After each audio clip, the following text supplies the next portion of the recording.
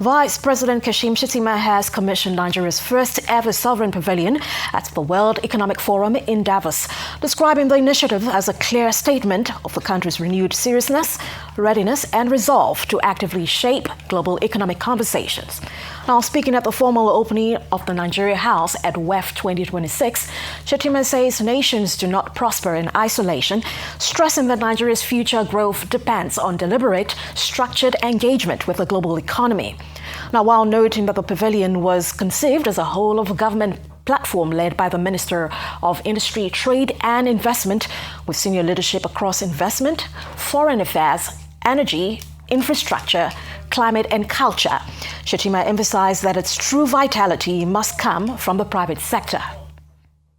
The message of this House is simple and deliberate. We are replicating on the global stage what His Excellency President Bola Ahmed Tinubu has delivered at home in repositioning Nigeria's economy. We are here to engage the world from a position of strength as one of the world's largest emerging markets.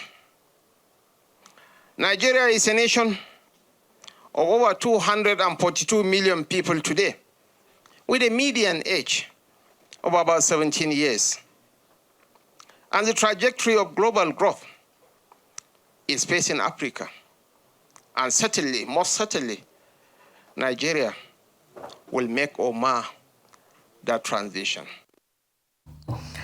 The International Monetary Fund says Nigeria's recent macroeconomic reforms were beginning to deliver tangible results, reflecting improved stability and a gradually strengthening growth outlook. Now, in its latest World Economic Outlook titled Global Economy Steady Amid Divergent Forces, the IMF upgraded Nigeria's growth projection to 4.4%, representing an upward revision of 0.2 percentage points from its October WEO. Now, the IMF stated that the improved outlook came amid a broader reassessment of economic prospects across sub-Saharan Africa, where the fund also raised growth expectations. Arise business correspondent Reuters Aderi joins us live from Davos to discuss this further. Well, good to see you again, Reuters. All right. The IMF has just upgraded Nigeria's 2026 growth forecast and said, absolutely, and said macroeconomic reforms are beginning to yield results. That's including improved stability, of course, and higher non-oil exports. Now, how do you expect this positive narrative to influence investor sentiment at Nigeria House in Davos?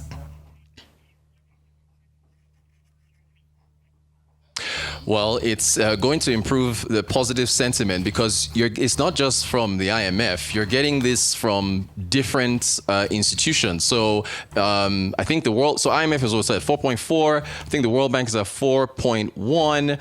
The Lagos Chamber of Commerce and Industry, if I remember correctly, they're saying 6 to 7, right? So you are getting different upgrades from multiple institutions that are all, even asset managers. We have asset managers on the Global Business Report all the time. I think we've gone about 3, 4, 5 2026 outlooks from AAG Capital, Cardinal Stone Partners, so many of them. All of them, they're all seeing an upgrade. So if you, put yourself in the shoes of a foreign investor. You read you read This Day newspaper, Nigeria's newspaper of record, or you watch Arise News, and you're just listening to this. You're from one source after the other. You are seeing an upgrade compared to 2025 in terms of outlook. So for an investor who's walking into the Nigeria House, they're like, I'm hearing all these good things about how Nigeria's economy is supposed to grow. There's supposed to be hopefully less, incremental dependence on oil. You walk into that Nigerian house and you're like, hey, tell me about Nigeria. Tell me why, I should be putting my dollars here and there because I've heard some good things. So it works very well in the country's favor. Right, certainly very welcome and great optics as well. The Vice President emphasized structured global engagement also as crucial for Nigeria's future growth. Now, from an economic policy perspective, what specific global partnerships or mechanisms emerging from Davos could materially support the country's reform momentum?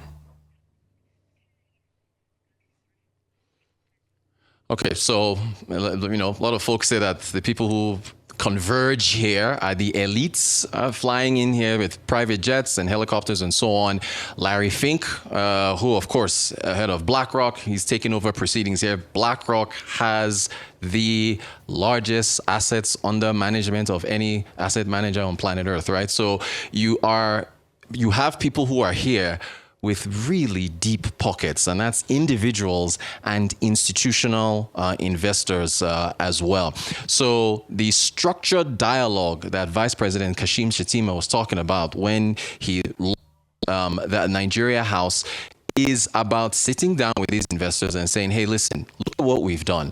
We have liberalized the exchange rate. We have removed fuel subsidies. We are moving towards a market-determined or market-oriented economy.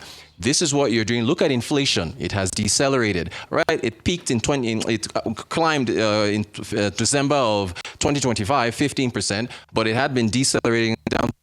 And then there's base effects and other things, so that remains sure. But the point is, though, you see inflation decelerating, which gives you a positive real rate of return, right? When you look at interest on and returns on securities, investment securities. So that structured conversation is bolstered. All right, we're watching the Global Business Report here on Rise News.